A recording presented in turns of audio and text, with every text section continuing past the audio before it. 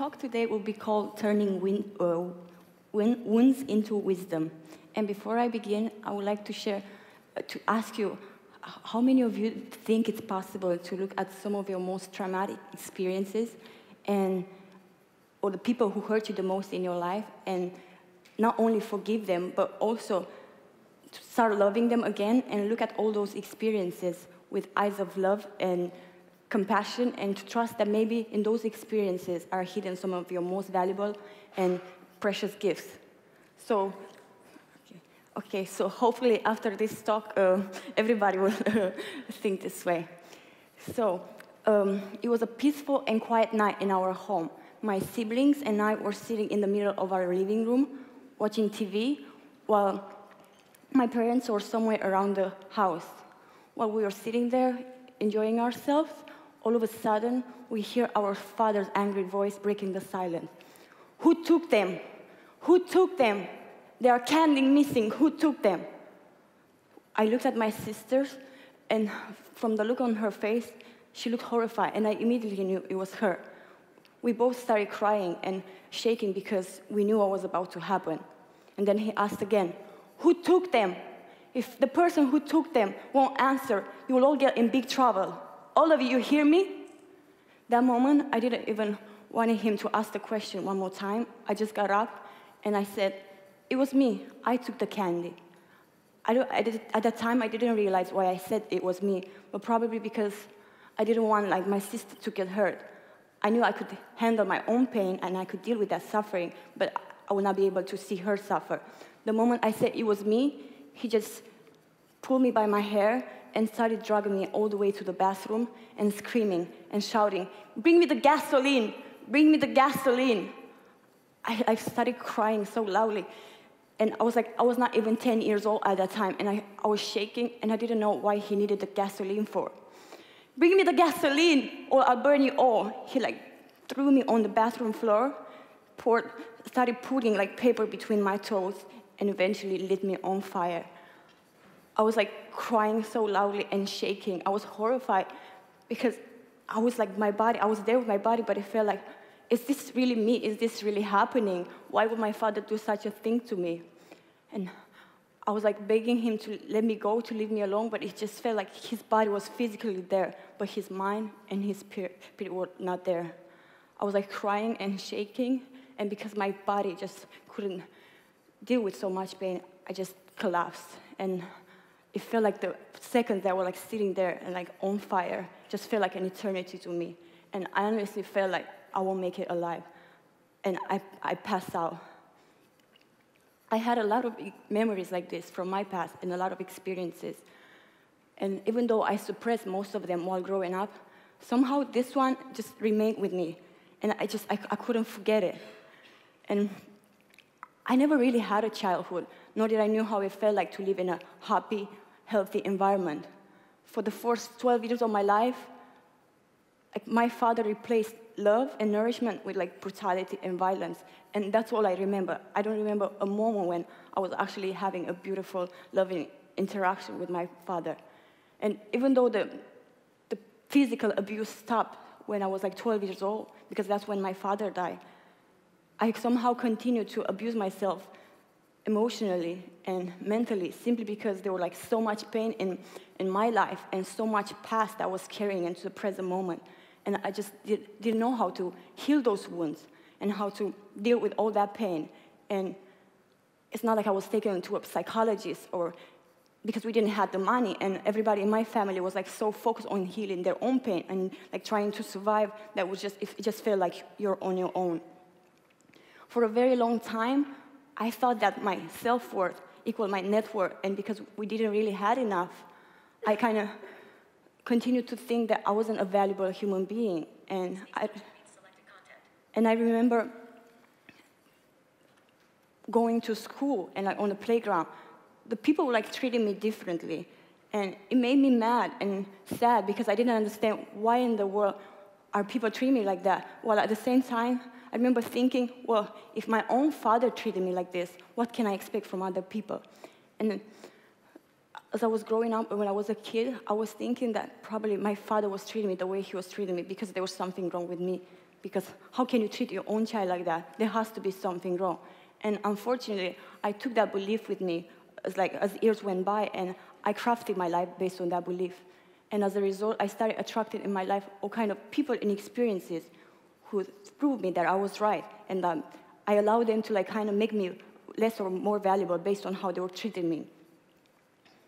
So it wasn't easy, and it felt like things were getting worse and worse as I was getting older, and as years were going by, and I was becoming unhappier and unhappier.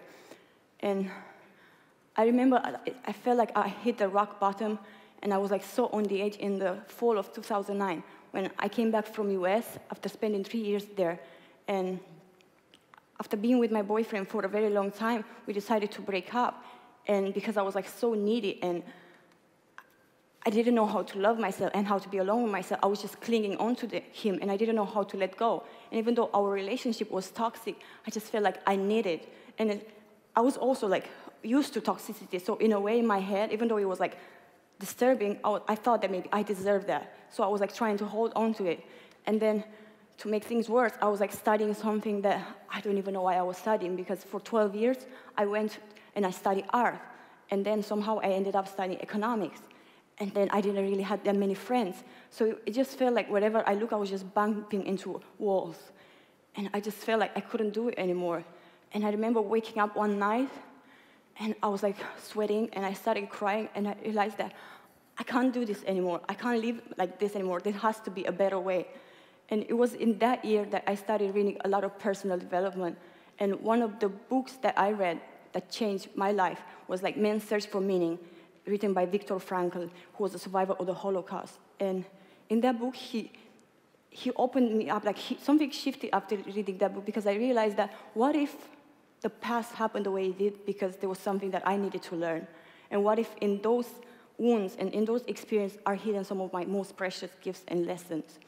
And even though it wasn't easy, because how in the world can you look at your past and realize that 12 years you were deprived of love and you didn't have a childhood, and how can you think that there is any meaning in that?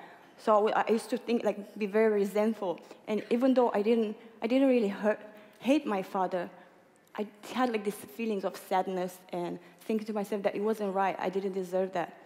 And the more I kind of opened up to this idea of accepting what happened and looking for the meaning, it was easier for me to actually open all the closet and look at all my skeletons. And even though it was scary, and to kind of give them a hug, because by doing so, you actually realize that your fears and your worst enemy, they become your best friends, and they teach you valuable lessons.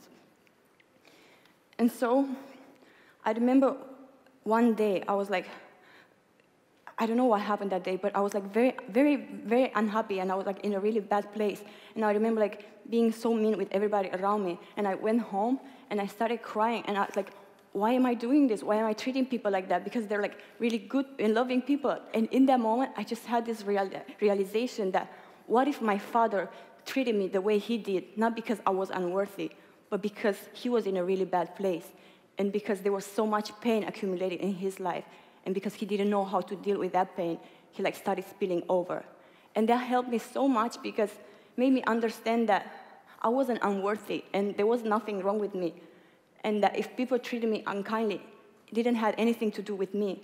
And if until that moment, I didn't know any better, and I allowed them to make me feel less valuable, now it's the moment for me to take responsibility and to look at all those experiences differently, and to ask people to treat me the way I want to be treated. And that's how I learned to let go of all the things that were holding me back in life. Let go of the self-judgment and the judgment that I was directing toward everybody around me, of criticism, of control. Because I was being in a relationship with my ex-boyfriend, I was trying to control him all the time, and I thought that he would be my salvation. And by letting go of all those things, and by peeling off all the layers, I managed to tap into something that was so beautiful, and I managed to feel so much lighter and at peace. And I don't know how many of you are familiar with the movie The Shift with Wayne Dyer. And in that movie, there's a scene where Wayne talks about how in the first 9 months of our lives, everything we need is being provided to us. So why wouldn't it be the same for the rest of our lives? Because we interfere. And that in those 9 of our months, we are pure, whole, and holy, and that there's nothing unworthy about us, and there's nothing lacking. And it felt like the more I was peeling off the layers, the more I was letting go of all the things and toxicity in my life, I was able to tap into that inner beauty and to go back to that place of serenity that Wayne was talking about. And it felt like life began to take care of me. And it helped me understand my father and why he did all those things to me. And it helped me go from bitterness and resentment to love, compassion. And it helped me understand that how people treat you doesn't have to determine how you treat yourself, and that your self-worth does not equal your net worth. And that if you want to change your life, you don't have to ask people to treat you differently, and you will not change, and you will not get better by getting things, but you change from how you think and how you perceive yourself. And by doing so, I managed to transform my life and to attract people in my life that were loving and beautiful.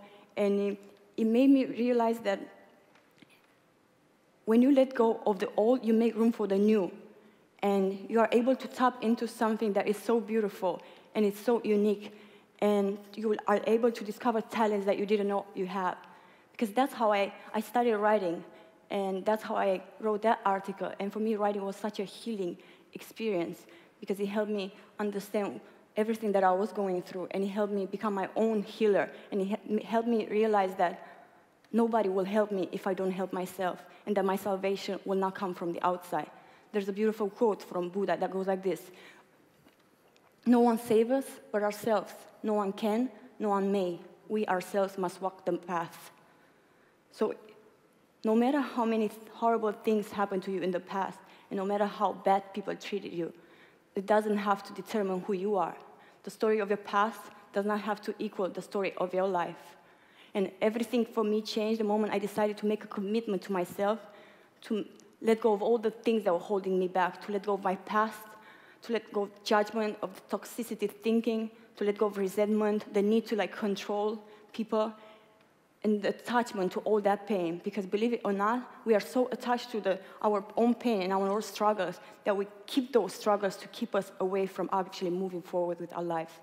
And by making a commitment to myself to make the rest of my life the best of my life, I was able to actually surrender to whatever it was that life was offering me up until that moment, and to look at everything with understanding, and to think that there are lessons that I need to learn. And if people come into my life and then treat me in ways that I don't like to be treated, it's my responsibility to make that this is not who I am, and to let those people go. And that's why after that, I got back to my boyfriend, and we went back together, but it was again toxic. So it just took me so long to actually let go of that relationship. Because it's so funny how the past, if you don't heal it, and if you don't take time to look into everything that happened to you and accept it and forgiving, chances are that it will repeat. It will repeat, and you will encounter the same people, maybe different faces, but the same experiences. And that's why it's so important to just surrender to whatever it is that life has to offer you, and to trust, just like Eckhart Tolle said, life will give you whatever experience is most beneficial for the evolution of your consciousness. How do you know that's true? Because that's the experience you are having right now. And to give yourself permission to forgive those people that treated you unkindly, your past, your wounds, and to heal, forgive yourself for treating people badly, because probably you did the best you knew at that time. To let go of all the things that are holding you back, to work on purifying your thoughts, and because I remember back in the days, all the thoughts that were running through my mind were so toxic. And if you think about it, it's your thoughts that create your beliefs, and based on beliefs, you act. And when you act, you're creating your own life. So by purifying your thoughts, you purify your own life. To take time to contemplate and to be alone with yourself. What I've noticed that a lot of people can't really be alone with themselves. Why? Because they don't enjoy their own company. I couldn't do it before either. But the more I I allow myself to just go outside in nature, to meditate, to write, and to be alone, away from everybody, I was able to build a relationship with myself. Because how do you build a friendship? By spending quality time with that person. And that's why it's so important to just be alone with yourself and to know who you really are. And by doing so, you'll be able to love yourself fully, and you'll understand that you don't need other people. And when you will be with other people, you'll be so easy to be around, and they will enjoy your company. And you will not have to get their approval, because they will give it to you freely. Another thing what you can do is to see if you can express your gratitude for all the things that happen to you, all the experiences, good or bad. And by doing so, chances are that you'll be able to see all the lessons that your experience have to teach you. And they will help you make you a better person, not bitter. And they will help you turn your wounds into wisdom. And by doing so, you will be able to craft the life you want and to live the life that you deserve. Thank you.